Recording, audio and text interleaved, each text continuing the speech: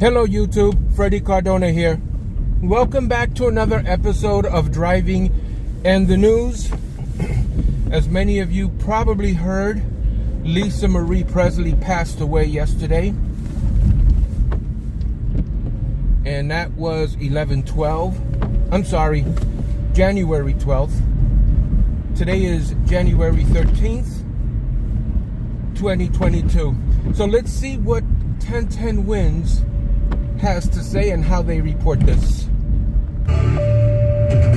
All news, all the time. This is 1010 Wins at 92.3 FM, New York. Good morning. It's 53 degrees at 7 o'clock on this Friday, January 13th. I'm Bud Mishkin. Here's what's happening. Love and tributes pouring in for Lisa Marie Presley. The only daughter and only child of Elvis and Priscilla Presley died at the age of 54. Mayor Adams gives Juliet Papa a sneak preview of his upcoming State of the City address. $1.35 billion. No, that's not the new contract for a backup shortstop. That's the estimated jackpot in tonight's Mega Millions drawing. Attorney General Merrick Garland appoints a special counsel to investigate the discovery of documents at President Biden's Delaware home. And we might be seeing a casino on the site of the Nassau Coliseum on Long Island, and there is controversy. Sports, the Rangers scored with less than a second left in regulation to force overtime at the Garden last night and then beat the Dallas Stars 2-1 in overtime. Isles lost to Minnesota. The Nets lost to the Celtics. AccuWeather, windy and mild conditions this morning with temperatures actually dropping throughout the course of the afternoon. Wins News Time, 7:01. That's time for traffic and transit with Karen Stewart.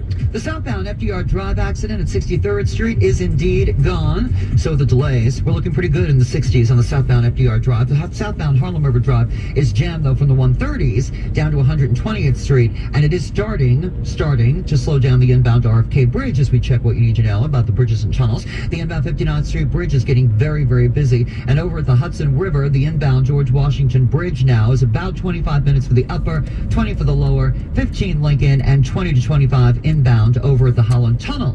Now, in Queens, the westbound Jackie Robinson Parkway, we have an accident at Forest Park Drive, exit 4. We've got one lane blocked. The westbound delays go deep inside the Kew Gardens interchange. Eastbound Belt Parkway is delayed heavily from Springfield Boulevard to the Southern State. At the Southern State, we do have an accident that's getting worked on. In the Bronx, the northbound Bronx River Parkway, very heavy with an accident at Boston Post Road. We've got the two left lanes blocked there at Boston Road.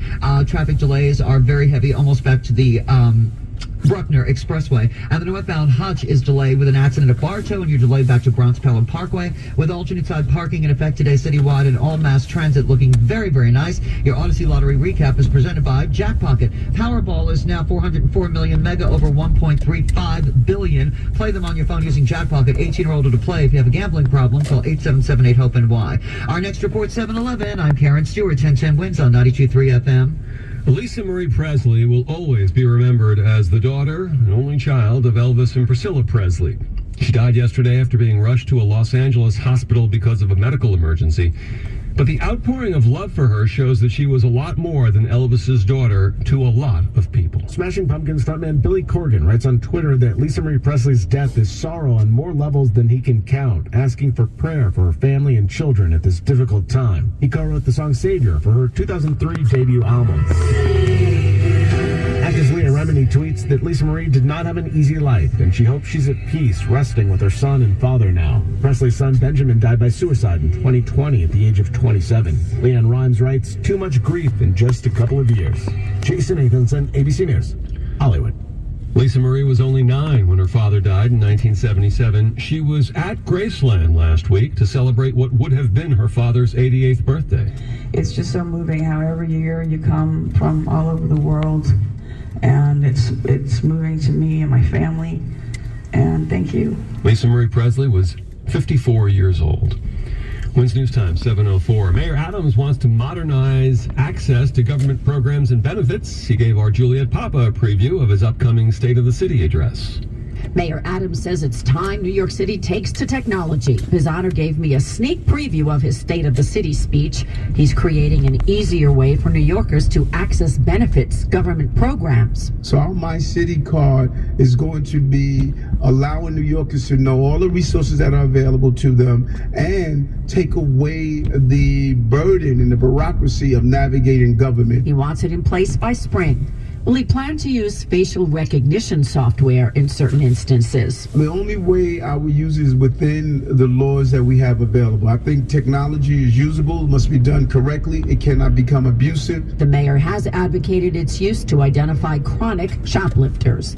Juliet Papa, 1010 Wins on 92.3 FM. You can see Juliet's entire exclusive interview with the mayor on 1010wins.com. A Staten Island man is under arrest, charged with the fatal stabbing of a former NYPD detective. Police say former officer Nicholas Nelson was stabbed outside his home in West Brighton at around 8 o'clock. The suspect, Eric Wilson, allegedly kicked Nelson's car and then was screaming at him from outside Nelson's home. Police say the victim left his home, a street fight ensued, and Nelson was knifed in the neck. The Daily News reports the suspect lived on the block and had a history of mental illness. Neighbors told the paper that the suspect was well known in the neighborhood for committing mayhem. Suspect had 7 prior arrests. Victim was taken to a local hospital but could not be saved. Wednesday News Time, 7:06. It is Friday the 13th. No superstitions here. It actually could be a lucky day for someone playing the Mega Millions jackpot. The operative word being could. Of course, the chances of winning the second largest jackpot in Mega Millions history is 1 in nearly 303 million. To put that in perspective is Hofstra University professor Bruce Torr. 27,000 times more likely to die in a plane crash than to win the lottery. 1,210 times more likely to die by getting hit by a meteorite. Those are some morbid statistics. However, there were some $1 million winners on Tuesday, including here at a newsstand on 50th and Broadway. But if you beat the odds and ask for the cash payout of the $1.35 billion jackpot, you'll be getting about $708 million before taxes. Certainly nothing to sneeze at. Samantha Liebman, 1010 Wins on 92.3 FM in Midtown. Quick check of AccuWeather. Usually in the morning we talk to you about what the temperature is and what it's going up to, but today we're looking at what it's going to go down to because we have mild conditions this morning, windy as well, and then temperatures will fall throughout the course of mostly of the afternoon to about 45 with real feels later on today in the 30s. Tonight, windy and cold with some clouds, low of 33. The real feels end up in the 20s. Then tomorrow, blustery and cold, times of clouds and sunshine, a high of 40. Again, the real feels stay in the 20s. And pretty much the same on Sunday, perhaps a little bit more sun, a gusty breeze, high 42, real feels near 30. And for the King holiday Monday, mostly sunny, less harsh, and a high of 45. Wednesday News Time, 7:07. Attorney General Merrick Garland has appointed an independent special counsel to investigate documents found at President Biden's Delaware home. Based on the fact that you had documents at the president's former private office, at his house, in the garage in Wilmington, Delaware, that was enough clearly for the Justice Department to feel, based on what they've seen, that a special counsel was warranted. And it has raised a lot of questions for this White House about how these documents got there. Did the president know? Does he have any information about what was in these documents? And these are the kinds of things that the special counsel is now going to be trying to get to the bottom of. That's correspondent Mary Bruce. Republicans have jumped on the story. House Speaker Kevin McCarthy questioning the White House's transparency. He goes on 60 Minutes, criticizes President Trump, even knowing what he has done, and he wasn't president at the time. Now we find another location that it's at, but he refused to answer. His press secretary won't answer the questions. The president told reporters at the White House that he was cooperating fully and completely with a Justice Department investigation. Japan's Prime Minister Fumio Kishida is scheduled to visit the White House today. Defense Secretary Lloyd Austin met with his Japanese counterpart yesterday and showed support for Japan's increased military spending. Today we remain deep. The gas over here at Lakeview and Crooks is, for regular cash, is $2.99 a gallon. Korea's provocations toward Japan and its neighbors. Meanwhile, back in Japan, the suspect in the shooting death of former Prime Minister Shinzo Abe has been formally charged. Tetsuya Yamagami was arrested immediately after allegedly shooting Abe during a campaign stop in July. outside a train station in western Japan. Police say that Yamagami said he killed Abe because of Abe's alleged links to a religious group that Yamagami hated.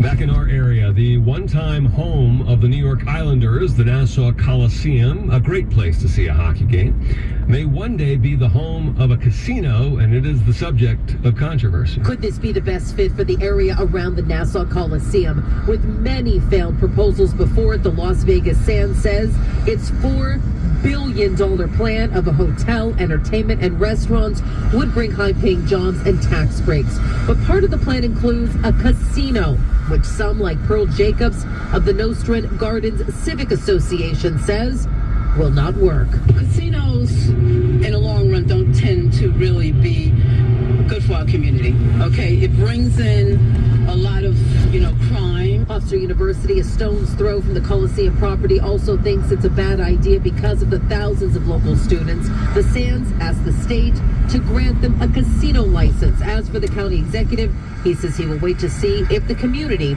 supports the plan. Sophia Hall, 1010 Wins on 92.3 FM at the Nassau Coliseum. And a sweet story on this Friday morning, a random slice of kindness, perhaps you could say, at a pizzeria in Hoboken. Melissa and Justin Hill were holding a family birthday party for their 2-year-old son at Napoli's Brick Oven Pizza on Clinton Street. Their son Maverick and his friends were capping off the birthday party in style with cupcakes. When the parents got their own little gift, a perfect stranger who remained anonymous paid for the entire birthday party. It really just had a really big impact. And it was just an act of kindness that you just don't run into every day. And, we're mindful to pay it forward as we can. They made their comments on WABC 7. When's news time? 7:11. That's time for traffic and transit with Karen Stewart. And welcome to a Friday. You can tell by the Hudson River crossing numbers. Here's what you need to know about the bridges and tunnels. Inbound George is 25 for both levels. The Lincoln is 20 and the Holland is 20. Hey, are you stuck in Patterson? Well, I know why. Over on 80 eastbound at exit 59 from Market Street, the left lane's blocked and got an accident there. Yeah, that's why we're sitting on 80 the way we are. We have a disabled vehicle on the Turnpike Western Spur south of 16W. This woman is great, Karen Stewart, I think it is. She's so sassy. Long Island, the LIE westbound at exit 55 from Motor Parkway has a disabled vehicle on it. Then you're going to see westbound LIE delays around 39 and getting into the Queens line. The northern state's doing really well. And the southern state has some slowdowns, minor ones, into the Wonton, again to 19 for Peninsula Boulevard. We are heavily delayed on the Van Wyck north and southbound to Atlantic between the Bell Parkway, which is jammed, by the way. Was sassy the right word? Did I use it in the right context? I hope so.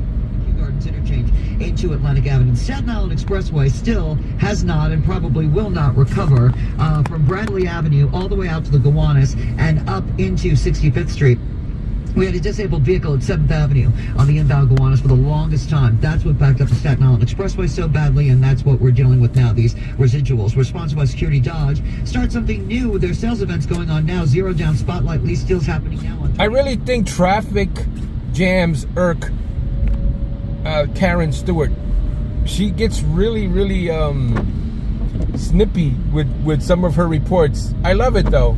Forecast. Meteorologist Dean DeVore. Dean, to paraphrase the old Sinatra song, weather-wise, pretty interesting weather day. Yeah, it is. We're going to see temperatures actually backing up later today into tonight. It's still wet out there, friends. You've got some pockets of rain and drizzle. Steadiest now on Long Island and back in Jersey. There's still a few more, so may not be doing much in the city right now, but it will come together a couple of more times with some rain or drizzle. And then as we get in the afternoon, I think the rain shuts off, but it's windy and starting to turn chillier. You're seeing and hearing about temperatures around the area in the low to mid-50s now. They'll end up in the mid-40s by the end of the daylight hours, with real feels falling into the 30s. And then, bud, it gets really cold tonight. Windy, too, with temperatures 20s, low 30s, and real feels down into the 20s.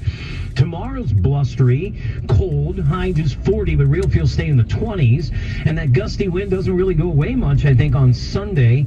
Temperatures maybe a tad better, 42, but real feels only closer to 30 in the afternoon. And then For Monday's holiday, the Martin Luther King Jr. Day is going to be less harsh, I think, with some sunshine, the high 45. Keeping an eye on the coastal system. That's what's going to give us the wind, but it looks like it stays off to the north and east, heads toward Boston as we go Sunday to Monday. But we'll keep an eye on that. 53 with pockets of rain, going down to 45 as it turns windy and chillier this afternoon. I'm AccuWeather meteorologist Steve DeVore, New York's weather station, 1010 Winds on 92.3 FM. All right, guys, thank you so much for listening and watching today's episode of Driving in the News. As many of you know, this is a almost daily upload of snippets of the news on any given day. And I thank everyone for joining me today and driving and riding with me in my car as I commute to work. All right, guys, have a great day. And I hope you guys saw that video from yesterday I just uploaded. It is a 24-hour relaxation video. Many may ask, why 24 hours? Well, sometimes people put on the video to relax, and they may be doing some errands, some chores around the house, and they just want to hear something relaxing, and they don't want to hear music or news or anything of that sort. So they can just plop in the video. I'm acting as if it was in a VCR, right? Put in the video in the VCR, click on play, and for however long it takes to do the chores, you can listen to something relaxing. All right, guys, we'll see you on the next video.